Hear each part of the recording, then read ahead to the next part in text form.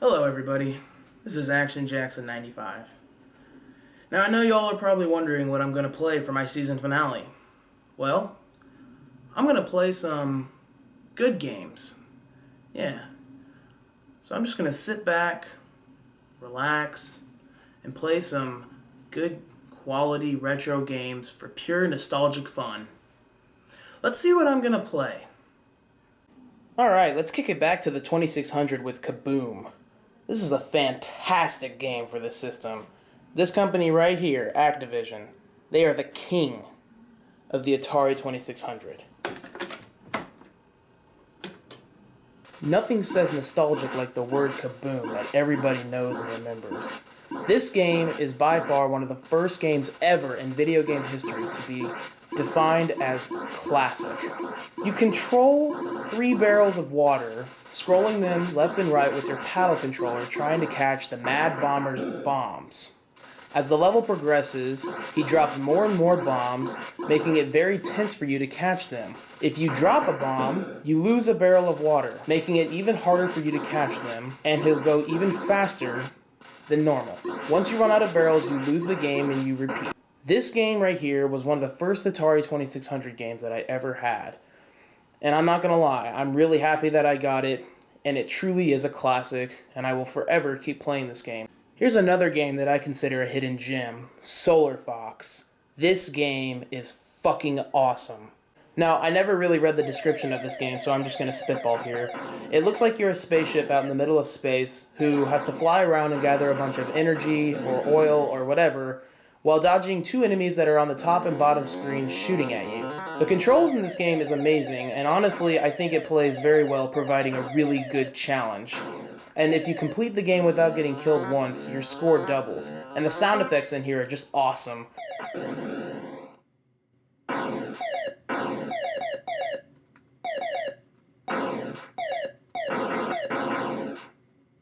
Next on the list, we have Berserk. Another classic that everybody knows and loves, which is a good thing, because this game is awesome. You control a soldier surrounded in a bunch of rooms filled with killer robots that are trying to kill you. The neat thing about this game is that you can shoot in all 8 directions. And man, I have to admit again, the sound effects for this game is just awesome. Hearing that robot shooting you with that cool sound is just, oh, it's awesome. Just listen to it.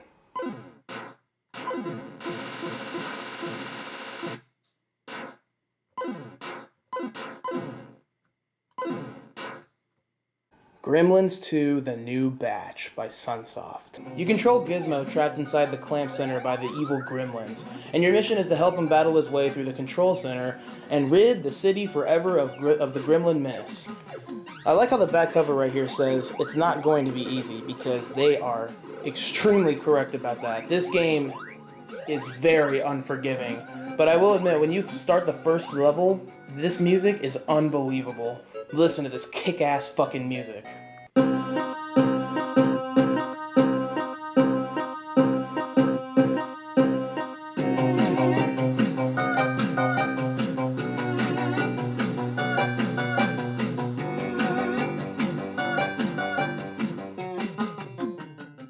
Now we're going to move to the Sega Genesis. So far in my collection of the Genesis, I have a small amount, but this is by far my favorite game so far. Trampoline Terror. Now I know some of y'all are probably like, what the fuck? What about Mortal Kombat? Or Earthworm Jim or something? Don't get me wrong, I like those games too, but this game right here is just so much fucking fun. I love it to death. I don't know why, it's just too addicting for me. You control some dude, I don't know his name because they don't tell you. Your mission is to climb these giant towers that are filled with trampolines, and your goal is to jump on them and move around and collect these bombs. Once you collect them, you get to jump up higher to the next stage. I don't know, I guess the reason why I like this game so much is because as a kid, all I did was jump on the trampoline, you know, freeing my imagination, and the music and everything in this game just sounds similar to Bomberman as well, and I fucking love Bomberman, and there's just something that brings back so much nostalgia when I play this game, and it's my favorite Genesis game out there, and who knows, maybe I'll find one better and maybe not, but so far, Trampoline Terror is my favorite Genesis game. And now, one more game to add to my fun, Street Fighter 2 for the Super Nintendo. Wait, what the fuck is this bullshit? What? This is an NES cart. There's not even a name, but that's definitely Street Fighter. I can see the characters right there. Oh dear God, it's a fucking unlicensed game for the NES. Oh boy, guys, this is a big one. I mean it. Obviously, it's the season finale. This colossal piece of shit is a big piece of shit. Street Fighter 2 for the NES.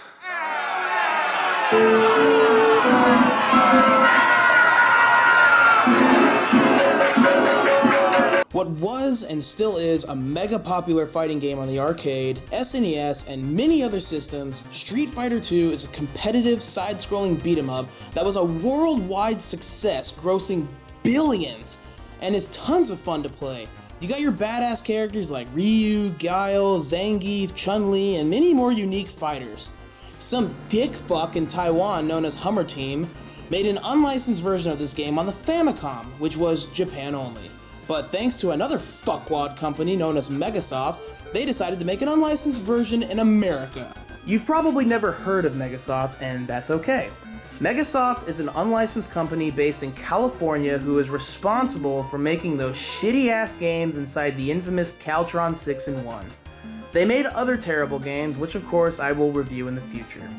They worked with a ton of companies like NTDEC, Gluck, CCE, and Caltron, making god-awful shitty games for them. But, interestingly enough, Megasoft did produce their own cartridges for their games using a Caltron cartridge. Only a few games are published by them, and there are no clear record of how many they sold, or even what games they sold. I have Adam and Eve, which was one of the games in 6-in-1, and I have Street Fighter 2, both published by Megasoft. Street Fighter 2 was never made by Megasoft, which I find odd, so I'm assuming they just stole it from Hummer Team and sold it as their own. Those greedy bastards.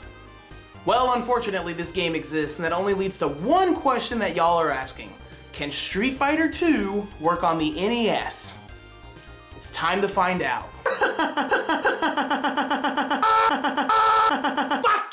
What the fuck?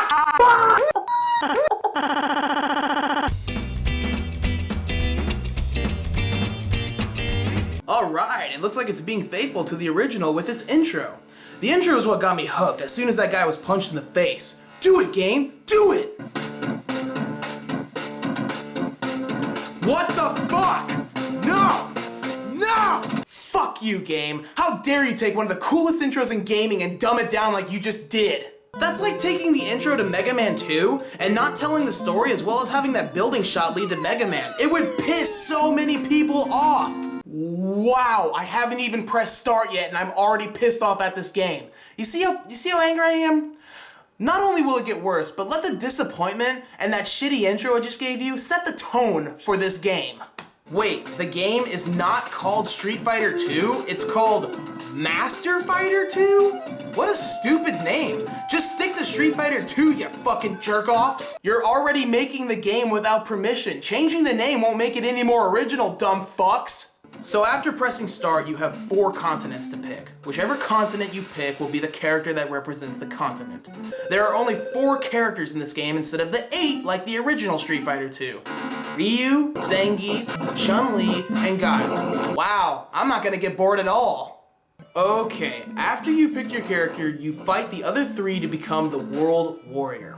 So let's talk about the good things from this game. I will give credit that they tried to make this look like a Street Fighter game. You've got the characters, the moveset, and the shit talking after the fights. Well, that's all the good things for this game. Now here's where things get incredibly interesting. The gameplay. Let's take a look at all the systems Street Fighter 2 was ported onto. What do all the controllers have in common with each other? They have a fuckload of buttons! The NES has only 2 goddamn buttons. Street Fighter 2 introduced the use of command-based special moves and the 6-button configuration. Tell me, Hummer Team and Megasoft, how did you think this would work? I understand it sounds like a good idea to make a Street Fighter 2 on the NES and make a shitload of money, but if you really used your fucking brain, you have to realize that there's only 2 fucking buttons. How stupid can you get? It won't work. Don't believe me? Let me fucking show you! Already, when the game starts, you begin to get a massive headache of multiple problems hitting you all at once. Look at those graphics. This game was made in 1992, a year after the Super Nintendo was introduced. These graphics look like shit. They're awful. The characters look okay, but it's still not a pass because this game was released in 1992. Zangief looks like he's got infant jaundice, and the rest of the characters, I don't know, I guess you can tell who they are. The controls in this game are horrifically bad. They fucking suck. To try and pull off any of the character's special moves is pretty much impossible. Like I said, with only 2 fucking buttons and a D-pad, it's not going to be easy to pull these fucking moves off. If you even manage to pull these moves off, it's pretty much impossible to hit the opponent. This is where maggoty, watery, moldy shit hits you right in the fucking face. The AI in this game is fucking cheap. They spam their special moves non-fucking stop. Chun-Li is the absolute worst. She never stops doing her spinning bird kick. And worst of all, I know this is common for most fighting games, when you face a CPU opponent, they have more health and do just a little bit more damage to you. That's common and provides a fair challenge for you to beat your opponent. In this motherfucker, the opponent can take half of your health in one cheap fucking hit. Try playing Street Fighter 2 on the NES with 2 buttons, trying to pull off impossible special moves with spamming opponents who are completely overpowered. Killing you in 3 hits is just mentally insane! The collision in this game is fucking fucked up the fucking ass as well. I swear, sometimes my character will make an animation to hit the opponent first, but somehow they beat me to it, kicking the absolute shit out of me. Another annoying thing about the fighting is when I hit the opponent, you bounce back.